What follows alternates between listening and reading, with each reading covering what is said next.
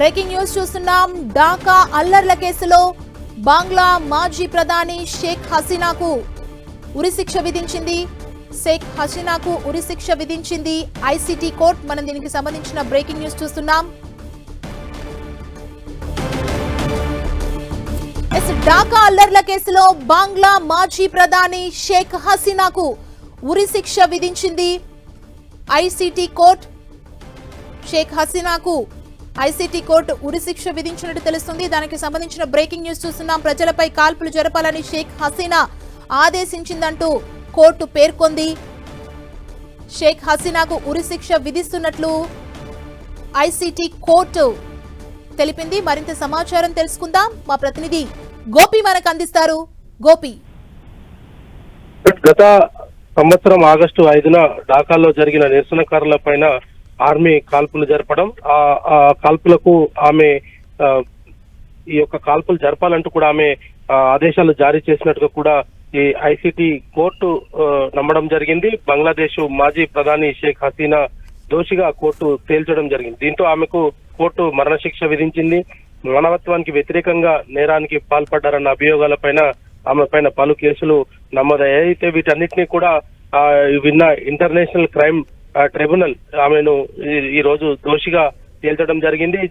గత సంవత్సరం జరిగిన ఆందోళనలో 1400 మంది మృతి చెందినట్టుగా కూడా ఐసీటీ న్యాయమూర్తి వెల్లడించడం జరిగింది. తనకు వ్యతిరేకంగా నిరసన చేస్తున్న వారిని చంపేయాలంటూ కూడా ఆమె ఆదేశాలు ఇచ్చినట్టుగా కూడా ఈ సందర్భంగా కోర్టు దృష్టికి రావడం జరిగింది. అయితే క్షమించరాని నేరం అంటూ కూడా ఐటీసీ ఈ యొక్క ఆమెను ఈ రోజు దోషిగా నిర్ణయించడం జరిగింది. అయితే ఈ తీర్పు నేపథ్యంలో బంగ్లాదేశ్ లో ముఖ్యంగా రాజధాని అయిన ఢాకాలో హై అలర్ట్ ప్రకటించారు. ఎవరైనా వాహనాలు తగలబెట్టేందుకు కానీ బాంబులు విసిరేందుకు కానీ ప్రయత్నం చేయొచ్చు. ఒకవేళ అటువంటి ప్రయత్నాలు చేస్తే వారిని కాల్ చేయాలంటూ కూడా ఢాకా పోలీస్ చీఫ్ షేక్ మహమ్మద్ ఆదేశాలు కూడా ఇవ్వడం జరిగింది. విద్యార్థుల్లో ఆందోళనకు సంబంధించి కావచ్చు, ఆమె ఏదైతే గత ఏడాది బంగ్లాదేశ్ ను విడి భారత్ కు రావడం జరిగింది. అక్కడి నుంచి ఆమె ఓ రహస్య ప్రాంతంలో నివసిస్తున్నట్టుగా కూడా తెలుస్తుంది. అప్పుడప్పుడు సోషల్ మీడియా వేదికగా ఆమె ఈ ఇంటర్వ్యూలు ఇస్తుంది. దీనికి సంబంధించి ఏదైతే 1400 మందిని ఆమె పొట్టన పెట్టుకుందన్న అభియోగాల మేరకు ఐసీటీ కోర్టు విచారణ జరపడం జరిగింది. దీంతో ఆమెను దోషిగా తేల్స్తూ ఆమెకు మరణశిక్ష విధించడం జరిగింది.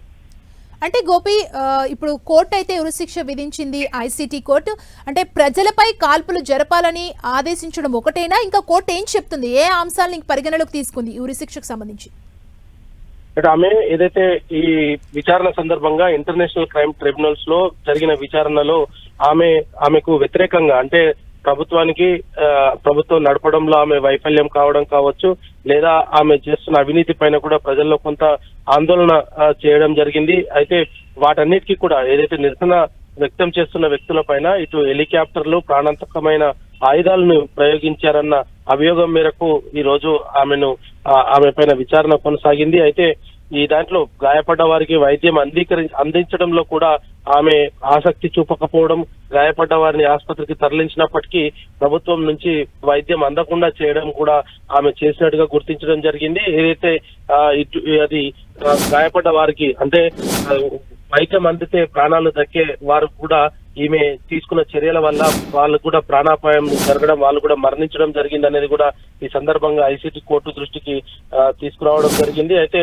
ఢాకాలో ఏదైతే ఈ ఘటన జరిగిందో, దేశవ్యాప్తంగా కూడా జరిగిన అల్లర్లకు సంబంధించి ఆమె ఎక్కడ కూడా ఒక క్షమించే మనసత్వంతో లేకపోవడము, ప్రజల పైన విచక్షణ రహితంగా కాల్పులు జరిపే విధంగా ఆదేశాలు జారీ చేయడము, ఏదైతే ఇటు బార్డర్ లో తీవ్రవాదులకు సంబంధించి కావచ్చు, ఇంకా ఇతర వ్యక్తులకు, అంటే దేశ రక్షణ కోసం కావచ్చు, ఇతర వ్యక్తుల కోసం జరపాల్సిన ఆయుధాలను కేవలం ఆమె ఈ సందర్భంగా ఆమె ఉపయోగించడము, ప్రజలకు, అంటే సాధారణ ప్రజలకు, తన దేశ ప్రజలపైనే ఆమె భారీ ఆయుధాలను ఉపయోగించి వాళ్ళను చంపే విధంగా ఆమె ప్రోత్సహించడం, దానికి సంబంధించిన ఉత్తర్వులు జారీ చేయడం, ఇటువంటి అభియోగాల మీదకు ఆమెకు ప్రస్తుతం ఈ యొక్క శిక్ష అయితే విధించడం జరిగింది.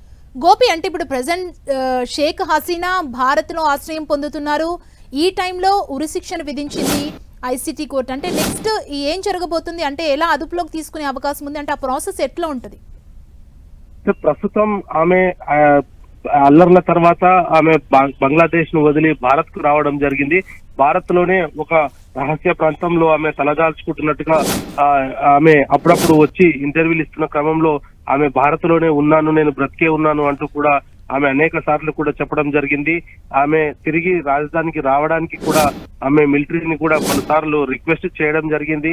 అయితే వీటన్నిటిని ఆమె ఈ రోజు శిక్షలో ఈ రోజు ఇచ్చిన మరణ శిక్ష తర్వాత మరి ఆమెను భారత ప్రభుత్వం ఏం చేయబోతుంది, ఆమెను బంగ్లాదేశ్ కు తిరిగి అప్పగిస్తుందా లేదా అన్న దానిపైన కూడా ఇంకా కొంత క్లారిటీ రావాల్సి ఉంది. అయితే ఈ కేసులో సాధారణంగా ఇటువంటి కేసుల్లో ఈ ఇంటర్నేషనల్ క్రైమ్ ట్రిబ్యునల్స్ దీంట్లో చాలా చొరవ చూపించుకుంటుంది. అటువంటి ఇష్యూస్ ని కనుక మనం అబ్జర్వ్ చేస్తే గతంలో కూడా అనేక సార్లు దేశద్రోహం మీద శిక్ష పడ్డ వారిని ఆయా దేశాలకు అప్పగించడం జరిగింది. Thank you Gopi.